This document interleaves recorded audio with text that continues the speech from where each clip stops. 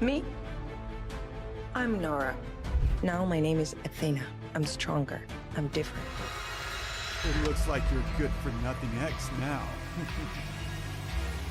Hey, loser. Oh, I'm so sorry. Mr. Ambrose. How could you do that? Father, calm down. You have disgraced yourself. You have disgraced our entire family. But please, it's not my fault.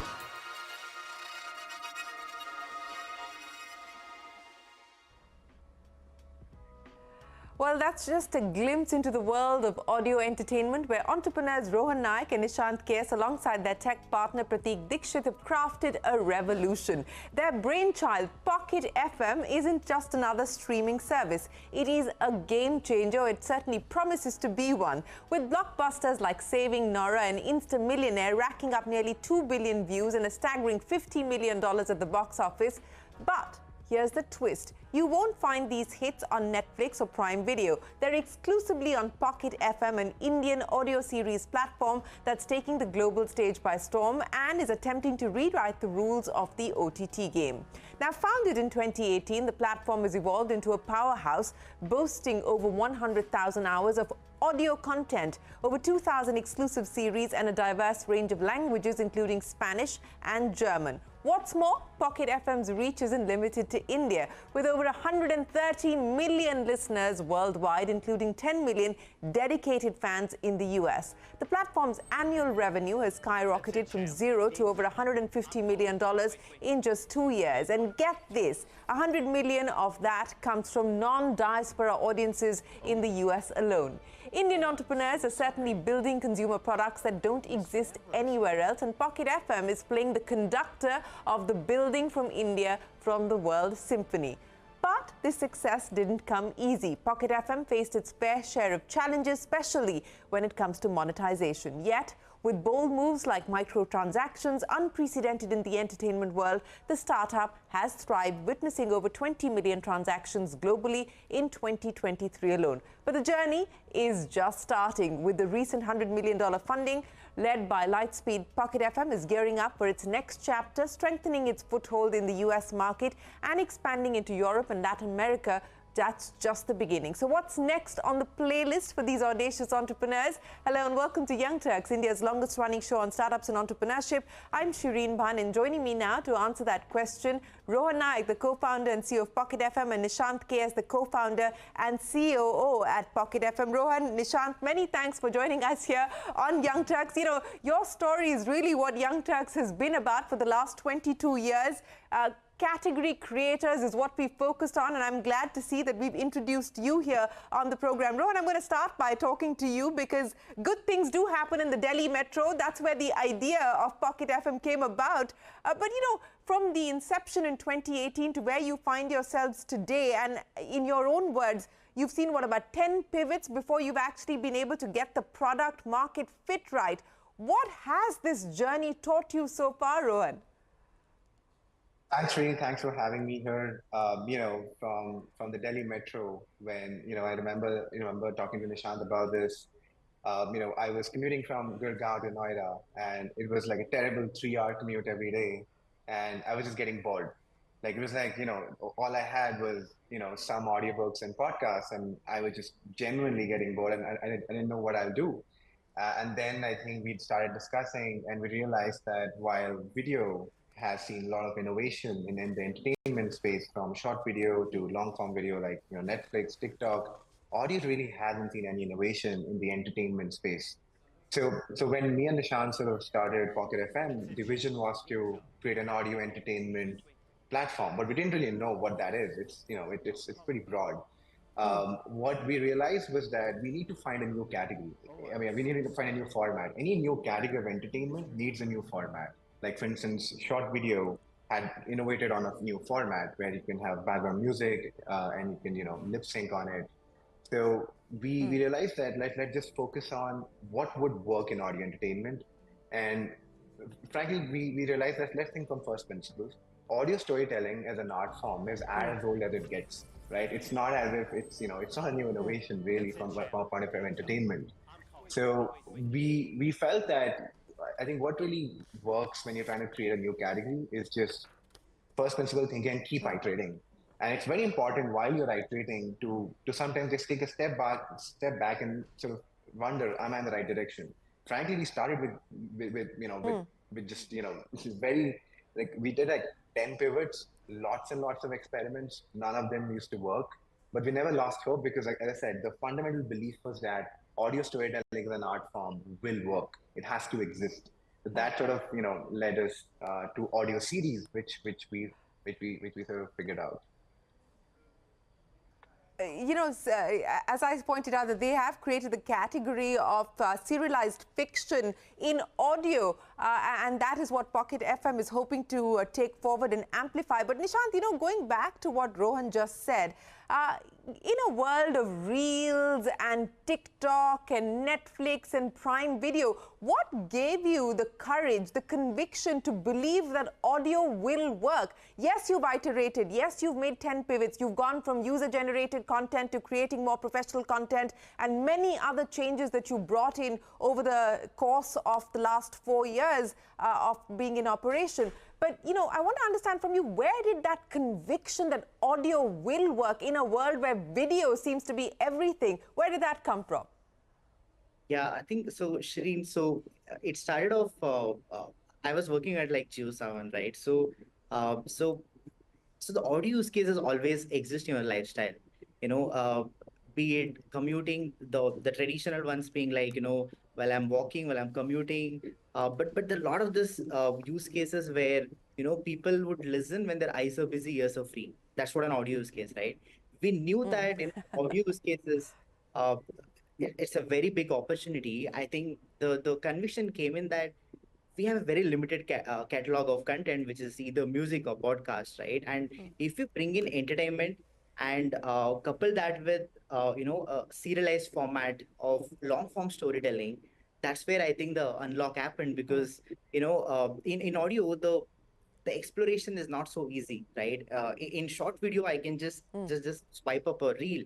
But the reason long form audio works is, once I'm hooked onto the story, I would love to listen to that every day. It becomes your daily listening habit. And what you found is there are a lot of use cases in your lifestyle, be it on the go, while I'm doing some household chores, or it could be while I'm working, right? Like, could be like, for example, a lot of shopkeepers use it like while they're in the shop when they have the light period. So I think a lot of these interesting use cases come up, and that's where the conviction came in that, if we given a right format of content, and in entertainment category, it's going to be a huge opportunity in terms of matching a content with a use case. And that's what you've done at using audio series. I like the way that you've put it. If your eyes are busy and ears are free, that's the gap that you decided to fulfill as far as the marketplace is concerned. But Rohan, I want to come back to you because what is also unusual about the Pocket FM story is the audacity to not just build in India for India, but the audacity to build for the world from day one. I mean, you were convinced that this was a product that you could take outside of India pretty much from day one. How did that come about? And now explain to me what the ambition is as far as the US market is concerned, which in many ways is the mother market as far as consumer products are concerned. Yeah, Shireen, I think when we were building Pocket, I think it was very clear what we're trying to build doesn't exist anywhere else, right? It was not as if an audio entertainment, an audio series platform existed somewhere else, and we were trying to build an Indian version of it. And so we actually decided to leverage India to create playbooks. Because if you think about, when we started thinking about our global plans, we realized we could have, expanded to US back in 2019 as well.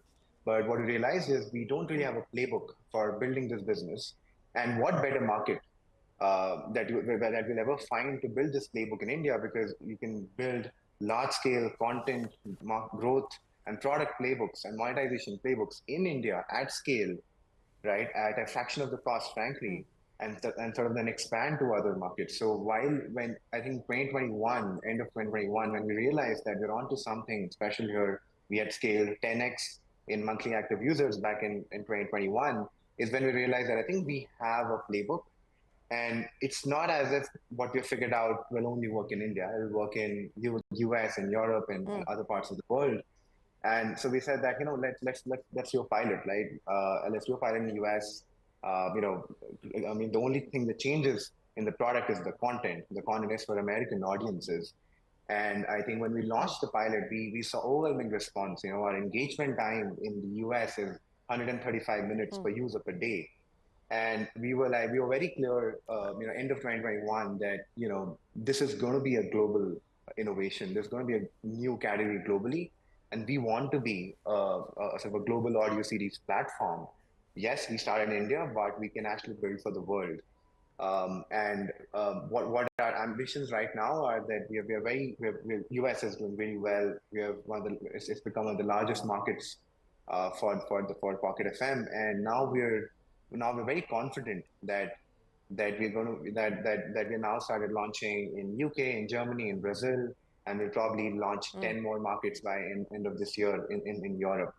So we feel that this opportunity is global. It's sort of like, there's going to be an early mover advantage here that you'd want to capture.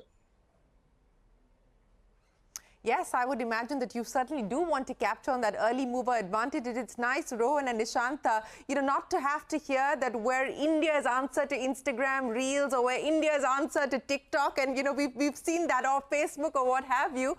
We've seen that play out so often. So it's really refreshing to hear that you are, of course, building a product that truly is global and you're taking it international. But, Nishanth, I want to talk about a conversation that I had with Harsha Kumar at Lightspeed. Lightspeed, of course, has been one of your initial backers, your big supporters with funding. And what Harsha said was very clear, that it wasn't just your conviction in the product, but it was also how you intended to optimize on the monetization challenge, which has been a challenge as far as this format is concerned in general.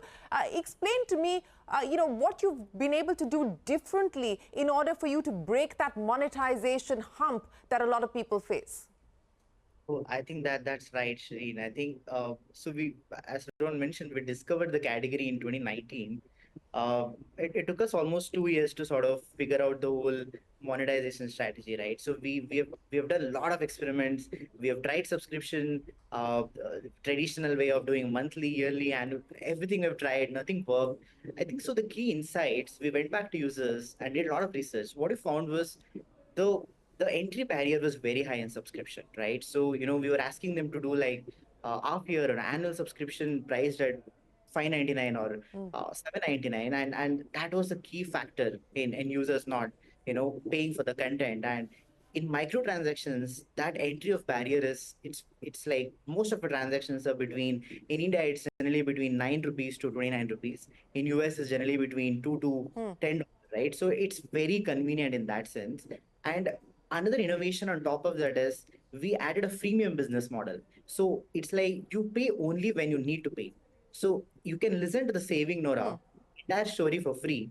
We give you like 2 to 3 episodes every day, but if you want to listen more episodes, you have to pay. So I think that convenience of paying whenever I want to pay, on top of microtransactions, has been the major innovation which led to that habit formation of users starting to pay for the content. And that has been it's like a flywheel, right? So you sort of get the user to form that habit, and then it just keeps repeating. And we have users who makes like 12 to 15 transactions a month, right? All small ticket transactions, and that's a unique innovation that we have figured out.